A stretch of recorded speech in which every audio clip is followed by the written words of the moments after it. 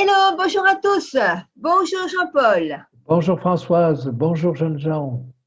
Alors écoutez, c'est pas un gouvernement, mais c'est 7 formes de gouvernement que vous allez nous expliquer aujourd'hui. Voilà. Alors, si vous voulez, le texte était clair. On nous disait, je vous rappelle, au chapitre 17, verset 10, ce sont aussi ces têtes, ce sont aussi 7 rois. 5 sont tombés, un existe, l'autre n'est pas encore venu, et quand il sera venu, il doit rester peu de temps.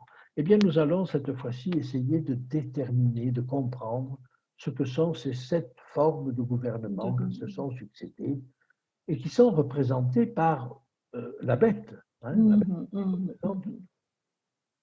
Pour cela, nous allons repartir au chapitre 13 et reprendre la description de la bête. On a vu qu'elle monte de la mer, qu'elle a 7 têtes et 10 cornes, ça c'est le verset 1er. Et au verset 2, il nous est dit, et la bête que je vis était semblable à un léopard. Ses pieds étaient comme ceux d'un ours, et sa gueule comme une gueule de lion. Le dragon lui donna sa puissance et son trône et une grande autorité. Vous voyez, la bête, elle est composite. Elle est faite de quoi? Des 10 cornes. Les 10 cornes, c'est ce qui était sur le 4e animal de Daniel 7. C'est vrai. Son corps était semblable à un léopard. Le léopard, c'était le 3e animal de Daniel 7. Ses pieds étaient comme ceux de l'ours. L'ours, c'était le 2e animal de Daniel 7. Et sa gueule était comme une gueule de lion. Et le lion, c'était le 1er animal de Daniel 7. Pour que nous soyons bien au clair, je vais vous relire ceci dans Daniel au chapitre 7. Et dans Daniel au chapitre 7, on voit 4 bêtes s'élever de la mer, comme notre bête d'Apocalypse 13. Voilà. Alors, c'était la première année de Belshazzar, au chapitre 7. Daniel commença et dit, je regardais, verset 2, pendant ma vision nocturne, et voici les 4 vents des cieux firent irruption sur la grande mer. C'est donc une mer agitée. Et de cette mer agitée, vous vous rappelez la signification de la mer? Qu'est-ce que c'est? Ce sont des peuples, des foules, des nations, des langues. Ces peuples, ces foules, ces nations, ces langues sont agitées par toutes sortes de vents, les vents de la guerre, les vents de la jalousie, les vents de du désir de conquête, vous voyez, et de toute cette ébullition des peuples vont sortir 4 puissances. Ces 4 puissances, on nous le détaille ensuite dans Daniel 7, ce sont l'empire babylonien. Premier, le lion, l'ours, l'empire médo-perse, le léopard à 4 têtes, l'empire grec d'Alexandre le Grand, mais qui s'est divisé ensuite entre ces 4 généraux, et le 4e, qui a 10 cornes, mais qui a des dents de fer, c'est l'empire romain.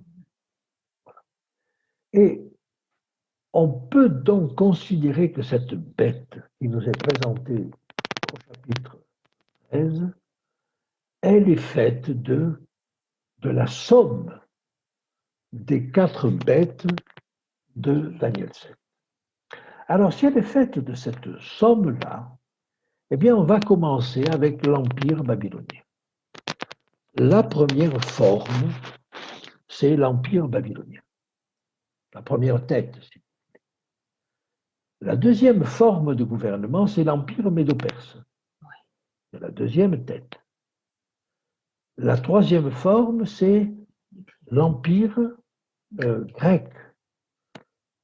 Et bien qu'il soit divisé en 4 après, ce qui pourrait expliquer qu'il a 4 têtes, en réalité, dans l'histoire, ils vont ensemble. Et donc, si on a une description historique, comme je vous le disais, des choses, les empires grecs vont ensemble. je vais donc considérer qu'ils sont une seule tête. Une seule. L'Empire romain, c'est la quatrième tête. Sauf que le quatrième animal a une histoire complexe. Oui, c'est Le complexe. quatrième animal, c'est l'Empire romain. L'Empire romain n'existe plus. Mais il s'est prolongé par cet empire du Moyen-Âge. En Orient, l'Empire byzantin. Mais en Occident, cette collusion entre le politique, c'est-à-dire les différents rois, et le religieux qui était à Rome et qui se considérait comme le suzerain des rois et des empereurs. Donc voilà la cinquième tête. Hein. Donc la quatrième tête, c'était l'Empire romain. Mais l'Empire romain a vu sa succession assurée par un système qui n'était plus aussi uni qu'un empire, mais qui était une forme de gouvernement avec des diadèmes dispersés sur les différents pays, mais centralisé et représenté par une seule bête. Ça, c'est le cinquième. Et on nous dit dans notre texte, le cinquième est tombé. Il est tombé. Avec la blessure mortelle, ce système du Moyen-Âge est tombé. Qu'est-ce qu'il nous reste? Le sixième. Et qu'est-ce que c'est le sixième? On nous dit le sixième est. Il est au présent. Hein? Donc, je vous rappelle ce que nous avons au chapitre 17. 5 sont tombés, un existe. C'est-à-dire que c'est celui qu'on est en train de nous décrire. Et là, on arrive à quelque chose qu'il faut comprendre, c'est que la bête n'est plus au premier plan. La bête, elle sert de monture à la prostituée. C'est ça le sixième tableau, c'est ça qui existe. C'est qu'il y a un système qui chevauche la bête. Et on va dire la bête n'est plus. On pourrait dire elle n'est plus au premier plan. C'est Babylone qui est au premier plan. Et qu'est-ce que c'est la septième? Eh bien, la septième tête, c'est le retour de la bête au premier plan. Et c'est ce qui nous est décrit à partir du verset 12. Ils combattront contre l'agneau. Bien. Je passe encore au verset 15. Les eaux que tu as vues sur lesquelles la prostituée est assise, ce sont les peuples, les rois, les foules, les nations et les langues. Regardez maintenant le verset 16. Les 10 cornes que tu as vues et la bête haïront la prostituée.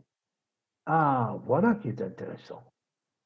Alors que la bête était le support de la prostituée, elle va s'unir aux cornes pour lutter contre la prostituée. Ils la dépouilleront, ils la mettront à nu, ils mangeront ses chairs et la consumeront par le feu.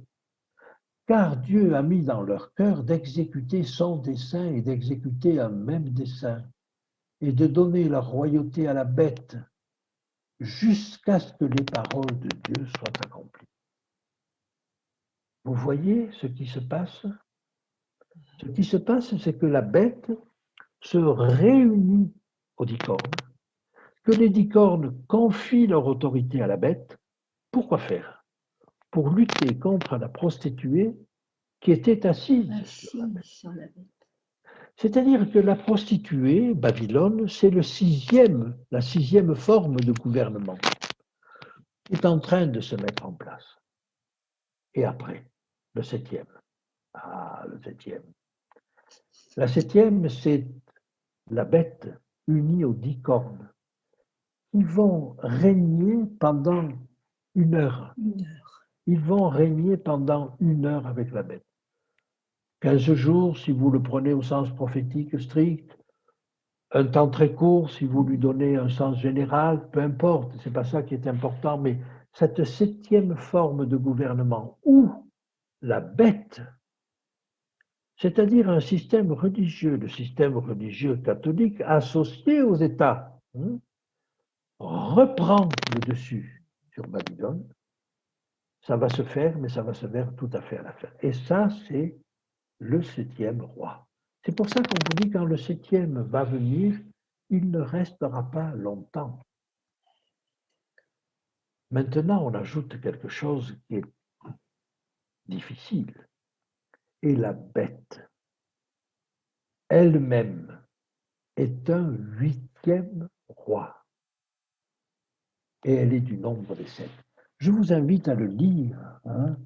Et pour cette verset 11, la bête qui était et qui n'est plus est elle-même un 8e roi. Et elle est du nombre des 7 et elle va à la perdition. Aller à la perdition, c'est un terme que l'on imagine bien s'appliquer à Satan. Et je vous rappelle que la bête à 7 têtes et 10 cornes, elle est en réalité une représentation de Satan. Satan aussi a 7 têtes et 10 cornes. Quand on nous dit la bête est le même, est-ce qu'on ne veut pas dire Satan? Satan lui-même? Et il est un 8e roi, il n'est pas une 8e tête. Vous voyez, une 8e tête, ce serait un 8e masque derrière lequel il se cache. Ces 7 têtes, ce sont 7 masques derrière lesquels Satan se cache. Il s'est caché derrière l'empire babylonien et il a persécuté. Mais sur la fin, Nebuchadnezzar s'est converti. Et puis vous avez l'empire deuxième, l'empire médo-perse. C'est Satan qui se cachait derrière. Néanmoins, Dieu a permis que Cyrus, ce roi perse, émette le décret de libération des Juifs et qu'ils puissent rentrer en Israël. Et puis vous avez le troisième, c'est Alexandre le Grand et les Grecs. Et les Grecs ont quand même apporté une culture intéressante. Mais Satan se cachait derrière parce qu'ils ont aussi fait beaucoup de dégâts. Et puis la philosophie grecque a fait aussi beaucoup de dégâts. Et puis vous avez le quatrième, Rome. Et Rome a fait aussi beaucoup de dégâts. Les persécutions de l'Empire romain vis-à-vis de l'Église, je n'ai pas besoin d'en parler. Ben non, c'est terrible. Les persécutions de l'Église romaine ensuite, associées au roi vis-à-vis du véritable peuple de Dieu, je ne vais pas en parler non plus. Mais voyez que chaque fois, le peuple de Dieu a été la cible. Et le 6e, Babylone, on nous dit qu'elle est ivre du sang des saints et du sang des témoins de Jésus. Le peuple de Dieu a encore été persécuté. Et le 7e, la bête, associée aux 10 cornes. Qu'est-ce qu'on nous dit? Ils combattront, verset 14, chapitre 17, ils combattront contre l'agneau, et l'agneau les vaincra. Mais ils combattront contre l'agneau. Comment ils vont combattre contre l'agneau, contre Jésus, sinon en combattant son peuple? Mais là, ils ne seront pas les plus forts. Et le 7e? Eh bien, le 7e, j'ai mis l'hypothèse, et je terminerai là-dessus. J'ai mis l'hypothèse que c'est Satan lui-même. C'est la bête elle-même. C'est un 8e roi. Mais ce n'est pas une 8e tête, ce n'est pas un masque. C'est Satan qui avance là sans masque. Il a utilisé toutes ses cartouches. Il a utilisé tous ses faire-valoir. Il a utilisé tous les masques qu'il pouvait. Ces masques ont été déjoués les uns après les autres. Alors il se présente lui-même. Et c'est l'apôtre Paul qui nous dit qu'il se présente comme un ange de lumière. Il se présente comme celui qui va réussir. Il se présente même presque comme le Messie, comme celui qui va résoudre tous les problèmes. Regardez, c'est très intéressant, comme un 8e roi. Mais il est du nombre des 7, c'est-à-dire qu'il était partout dans les 7 autres. Mais il se présente sans masque, ce n'est pas une tête, c'est un roi. Il se présente comme le roi de l'univers. Mais, nous dit la fin du verset 11, il va à la perdition. Et vous voyez, après ce dernier règne de la bête et des cornes, il y a encore un dernier acte. Ce dernier acte, c'est, allez, j'ai envie de dire, le tour d'honneur de Satan. Hein. C'est le chant du cygne aussi, on pourrait dire. Il sait qu'il n'a plus de cartes. Alors sa dernière séduction, c'est d'apparaître comme le sauveur du monde. Comme celui qui se place au-dessus de tous les autres. Je ne sais pas si vous savez qu'il y a actuellement des sociétés d'adorateurs de Satan. Oui, Ils ne sont pas très nombreux. Oui, j'ai appris ça, oui. Mais imaginez qu'il se fasse passer pour le Messie, pour celui qu'on attend. Alors, ça n'est qu'une hypothèse, des textes, mais il me semble que ça vaut la peine d'être envisagé, parce qu'on a d'autres textes pour confirmer cela, pour nous dire qu'il se présentera comme un ange de lumière. Mais voilà, c'est encore une fausse image, encore une image dont il faut se méfier. Voyez, parce que derrière tout cela, il ne prêchera pas de belles et bonnes choses. C'est toujours l'erreur qui l'accompagne. Et c'est toujours l'illusion qui l'accompagne. Mais voilà, c'est sa dernière illusion. Alors voilà, je voulais vous parler de cela, mais j'ai encore quelque chose à vous dire sur le chapitre 17. Mais ça, je le ferai la prochaine fois. D'accord. Eh bien, on a hâte de vous revoir pour cette dernière chose, en tout cas de ce chapitre 17. Alors, à très bientôt. À très bientôt.